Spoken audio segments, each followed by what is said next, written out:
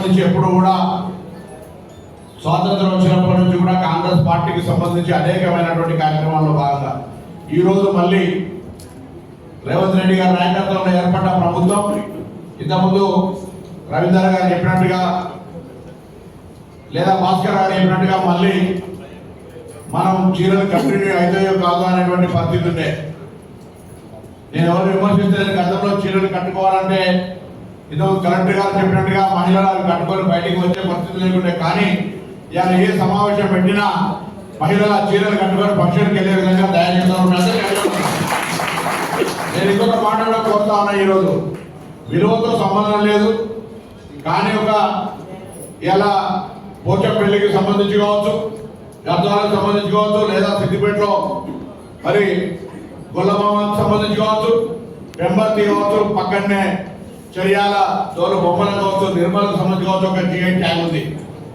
మీరందరూ కలిసి ఒక ఇందులో ఉన్నటువంటి ప్రముఖులంతా కలిసి ఒక మోడల్, మిగతా అన్ని అనేక రకాల సంబంధితమైనటువంటి ఉత్పత్తులు ఉన్నాయి, కానీ సిరిసిల్ల చీర అంటే ఒక జిఐ ట్యాగ్ ఎక్కడికైనా సామాన్యుడికి దొరకగలిగే కట్టుకోగలిగే ధరల సిరిసిల్ల చీర దొరికే ఒక జిఐ ట్యాగ్ వచ్చేంత క్వాలిటీగా తయారు చేయాలని నేను చాలా రోజులు కోరుకుంటున్నా. మళ్ళొకసారి సందర్భంగా కోరుతాను.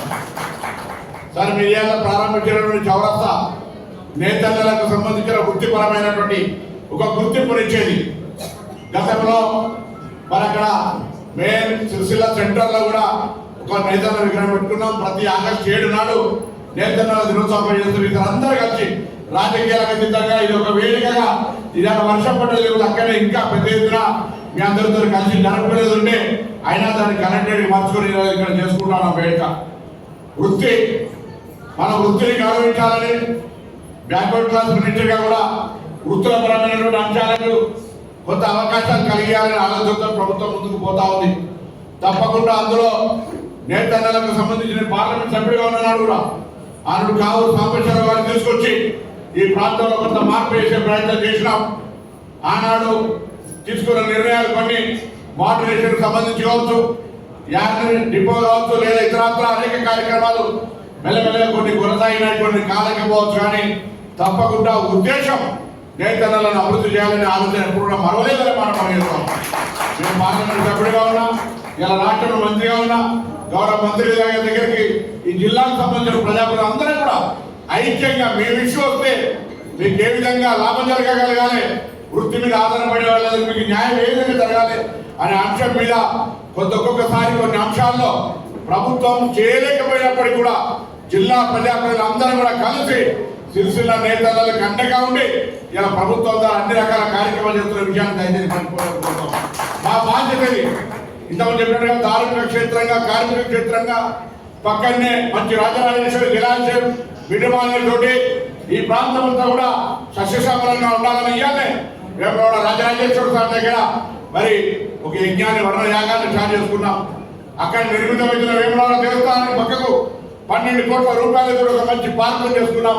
ఇలా 3 కోట్ల రూపాయలతో తీసేసుకున్నాం. ఇన్ని రకాల కార్యక్రమాలతో పాటుగా సమగ్ర అభివృద్ధికి సంబంధించి ముందుకు పోయే ఆలోచనల జిల్లా ఇన్ఛార్జ్ మంత్రిగా మొత్తం క్యాబినెట్ లోని అనుభవజ్ఞుడైనటువంటి మంత్రిగా తుమ్మల నాగేశ్వరరావు గారు అన్ని రకాలుగా మా ప్రజాప్రతినిధులు సహకారం అందిస్తున్నారు. భవిష్యత్తులో ఇంకా ఈ జిల్లాకు సంబంధించి ముఖ్యంగా నేతన్నలకు సంబంధించిన ప్రతి విషయంలో రాష్ట్ర ప్రభుత్వంలో మంత్రిగా ఎప్పటికీ మీ అండగా ఉంటాం. నేను చాలా సార్లు గీతాన్న నేతన్న వేరు కాదనే మాట నేను అనేక సందర్భాలు చేసిన మళ్ళీ చెప్తా ఉన్నా. ఆ విధంగా మీకు ఎప్పటికీ అందుబాటులో ఉంటామనేటువంటి నేతన్నల అభ్యున్నతికై ఈ ప్రభుత్వం కట్టుబడింది. మేము ప్రజాప్రతినిధులుగా వ్యక్తిగతంగా కూడా కట్టుబడి ఉన్నామనేటువంటి మాట మన చేస్తూ మీ అందరూ హృదయపూర్వకంగా ధన్యవాదాలు తెలుస్తూ గౌరవనీయులు జిల్లా ఇన్ఛార్జ్ మంత్రి అటు వ్యవసాయ శాఖ ఎలినోనా వస్తుందంటే ఏ విధంగా అంతటి పంటలేమని ఇటు వృత్తుల పథకాలను చేనేత శాఖ మంత్రిగా మన జిల్లా ఇన్ఛార్జ్ మంత్రిగా ఉన్నటువంటి పెద్దలు ఎప్పుడు కూడా నేతన్నల పట్ల సానుకూలంగా మరింత సానుకూలంగా వారికి అండగా ఉండే ప్రయత్నం జరపాలని కోరుకుంటూ వారి సందర్భంగా మాట్లాడాలని కోరుతున్నాను.